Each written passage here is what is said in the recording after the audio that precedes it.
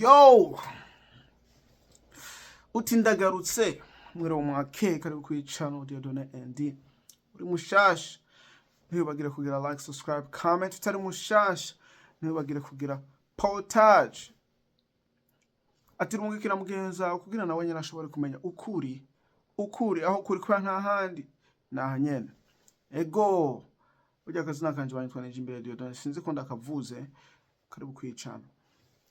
Eno munsi tugiye kuyaga ngo akajambo kadagoye, akajambo ndibaza wobuzi, ndibaza usanga ukakoresha mu buzima bwawe bwa buri munsi, mugano ugasanga bamwe sikone babigenza, bamwe ntibakiyumvira, bamwe bati burya turaba aho tubona ibintu ugutandukanye kuko twese twaciye mu nzira zitandukanye.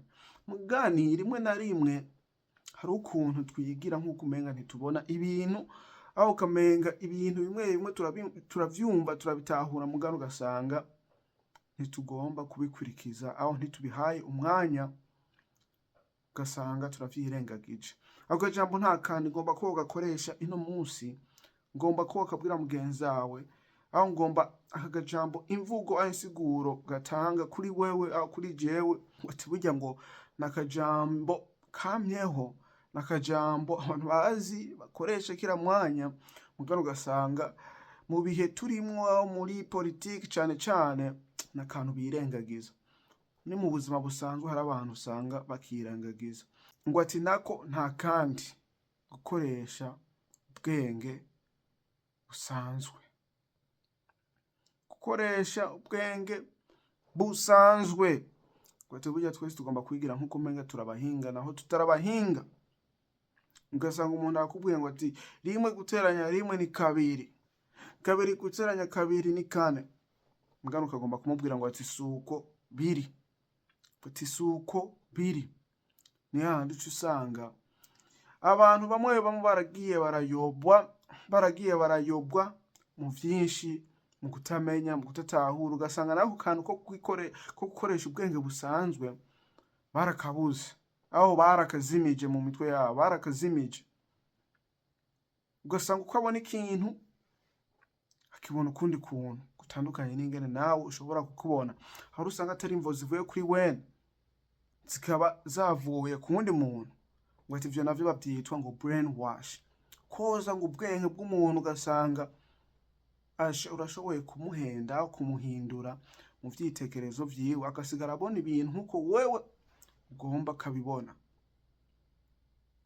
Ugasanga ni kone yayovye, ugasanga ni kone yigenza mu bintu vyari vyo vyose, naho yoba ari mu makosa ntabimenye, naho yoba adatahura ikintu ntabimenye, naho umuntu yomubwira ukuri aho kuri ugasanga ntagutahura, ntagomba kukumva. Ati nibihe tugezemo cane ngo ati ngene bakoza ubwenge babicisha mu media, babicisha ku mvugo, ku biyago, ati babicisha mu nyigisho zitandukanye. Ego ndazi wewe kubizi, mugani burya ngo hari abantu benshi batabizi. Rero nico gituma mvuga ngo ati burya gukoresha ngo ubwenge busanzwe ni ikintu gifasha. Umuntu ntazoguhende, ntazokubeshe, hanyuma nawe ushoboye kubifata ibintu nkuko biri, ukavuga ngo ati burya naho yavuze uku, naho yanyeretse uko ndabibona suko biri. Mugano ugaca usanga urihoreye, aho mugano ugaca usanga urirengagije, uvuga ngira ko ndabitahura suko biri, naho kwa rukuri watahuye mugani ubona nk'ibintu bisanzwe. Aho birakugora guserura uko kuri kwawe ukagushira ahabona. Ngo ati burya ngo hariho agastadi, icigwa bakoze, bafata umuntu bakamushira ahantu mu cumba, bamusize mu cumba bakabashizeho basi irangi risa n'urwaci rubisi. Rero basize iryo rangi risa n'urwaci rubisi, wene araribona ko risa n'urwaci rubisi, kabitahura, kabimenya. Mugani bakazana abandi bantu babeshe inyuma yuko binjira, yuko binjira mu ubwo bwumba bakababwira ngo ati muze kuvuga yuko rirya rangi ritukura, muze kuvuga yuko rirya rangi ritukura. Hanyuma bakaza bakavuga ngo ati burya rirya rangi riratukura, nawe akaraba akabona ko risa n'urwatsi rubisi, akabona nyene ko ari irangi risa n'urwatsi rubisi. Hakaza abandi bakaza bakaguma bavuga ngo ati rirya rangi riratukura, rirya rangi riratukura, rirya rangi riratukura. Mu nyuma babaye benshi hagaca haza nyamuntu yariko arakora ico cigwa, nyene gukora ico cigwa. Hanyuma akabaza ba bantu babeshe ubwa mbere baze kuvuga ngo ati kari rangi ritukura, bakababaza ngo ati rirya rangi risa gute, bakavuga nyene ngo riratukura, riratukura, riratukura, riratukura. Hanyuma bagera kuri wa muntu azi yuko rirya rangi risa n'urwatsi rubisi, azi yuko rirya rangi kuva aho yinjiriye hajya ahantu ryari risa n'urwatsi rubisi, ugasanga agiye kuvuga ngo ati burya ngo riratukura. Ngo ati ivyo bintu biva guki, ngo ni kubera iki? Ngo ati burya barashobora kukoza ubwenge, ugasanga nawe wisanze mu kinyoma, wisanze uriko uravuga ibintu bidatahuritse, ngo kubera abandi bariko baravuga uku, ngo kubera abandi bagenda uku, abo bagenza uku, kandi nawe umenya ukuri aho kuri. Ukuri nta handi kuri wewe, ico wibonera, ico wumva, ico utahura, ico umubiri wawe, umutima wawe kubwiye, kenshi na kenshi usanga ariko kuri kwawe.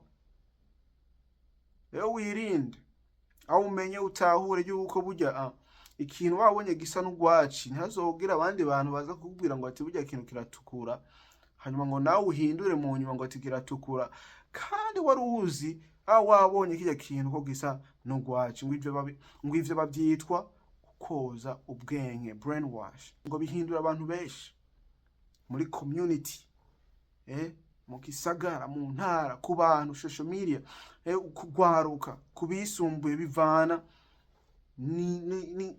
n'umuntu agomba guhindura ingene abantu bafise, ingene abantu bagira ivyitekerezo vyabo, ingene abantu bagomba kugira kubaho. Wati burya waruzi yuko muri China ko ata bintu vy'amasocial media yo hanze atinjirayo? Burya ngo ati nta Facebook, burya ngera na Instagram, ngera na Snapchat, burya na TikTok, naho bayifise mu bundi buryo bwabo, kubera ntibagomba ibintu vyo hanze ko bihindura abantu babo.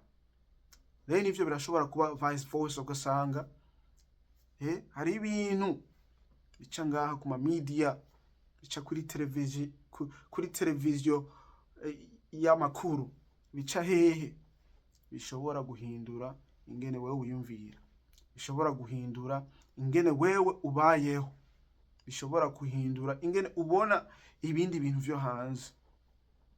Ati ivyo bavyitwa kukoza mu bwenge. Rero nico gituma mvuga ngo ati ni gukoresha ngo ubwenge busanzwe. Ubwenge busanzwe no kuvuga ngo ati 2 gutanya 2 ni 4. Ni kuvuga ngo ati nyama mbona kirya kintu gisa n'urwatsi rubisi ni kone gisa. Mugane baravuga ngo hari abantu bafise amaso atabona amarangi, urumva birumvikana. Mugane nawe ushobora kubona amaso abona irangi, hanyuma ukaza kuvuga ngo ati ngo ni ntuzenya nisa n'urwatsi bambere ritukura, kandi waruzi yuko ari irangi risa n'urwatsi rubisi, ngo ni kubera abandi bagiye baravuga ngo ati ngo burya ngo irya rangi ratukura. Ninde azoba ariko arihenda? Ninde azoba yaguye mu uwo mutego? Ngo ati si wewe, ngo si jewe, usanga ari twese, kubera ngo bahinduye umuntu ntibahindura umuntu, ngo bahindura abantu. Ugwaruka generation aho baraguhinduye, bahindura mubereho w'umuntu atandukanye n'uwundi, uko nuko. Rero kenshi na kenshi ngo ati ni gukoresha ubwenge busanzwe, ngo ati nivyone ngo ati nibihe turimwo gukoresha ubwenge busanzwe. Wumvise ibintu, aho ubonye ibintu bitatahuritse, maze wiyumvire gatonya gusa, wiyumvire. Je nama ndabivuze gatonya gusa, utwara umwanya gusa nk'imisegonda, utahurushire iki niki, hanyuma urabe ngene wobigenza. ngo ati ingorane nyinshi ziriko ziraba mu bihugu bimwe bimwe. Ugasanga mu bihugu vyo muri Middle East birimwo intambara, ugasanga bamwe bariko baravuga ngo ati murekure aba Palestine, abandi ngo ati murekure aba Israel, abandi ngo ati biki n'ibiki. Mugani ukayoberwa ngo ati ukuri aho kuri kurihe. Ugasanga ingwano ziriko ziraba muri Eastern Community iwacu, ugasanga ngo ati bamwe bariko bara abandi ngo ibiki uku ngoya ngo nuku ubiri. Mugani nawe uca kubaza none ukuri kurihe? Kuri ngaho imbere. Ukoresha ubwenge busanzwe, ukoresha gutahura yuko rimwe na kabiri guteranya uku nuku usanga ari uku.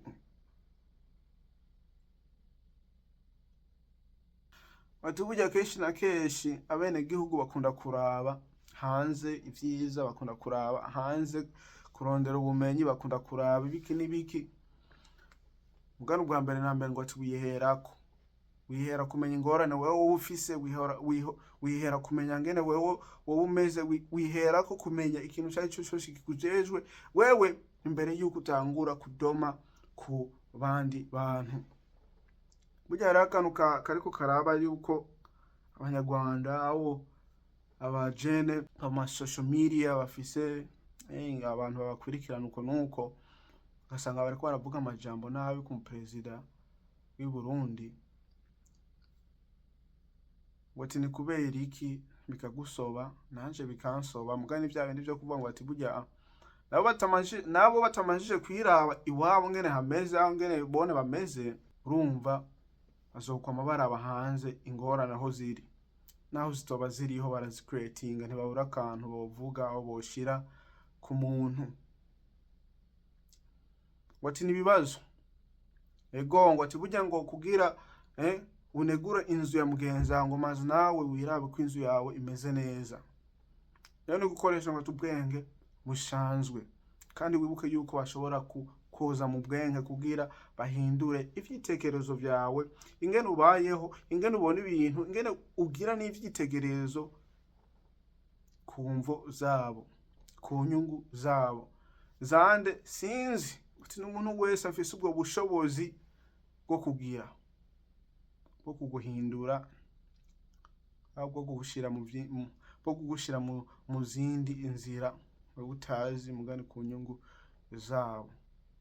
Ego aka video karaka sinzi ko nza kubagira edit, ntakagize edit murantunga.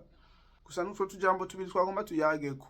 Koresha ubwenge busanzwe ukamenya yuko burya kenshi na kenshi umuntu ashobora kugura ngo ati hajya ahantu hasuku kandi hasuku, kandi nawe ubibona ko hasuku muganga ugasanga wahinduye inyishu ngo kubera abandi bavuze uko.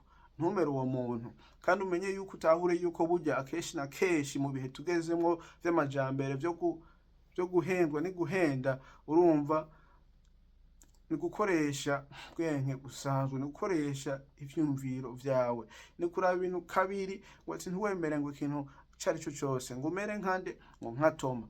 Ego ngo isi turimo n'isi igoye, ngo ari wewe wese yirondera ivyiwe, ngo na hejo ivyiwe. Akazina kanje banyitwa ni Jim Radio Done, tuzosubira kubona niyo twabonana. Peace.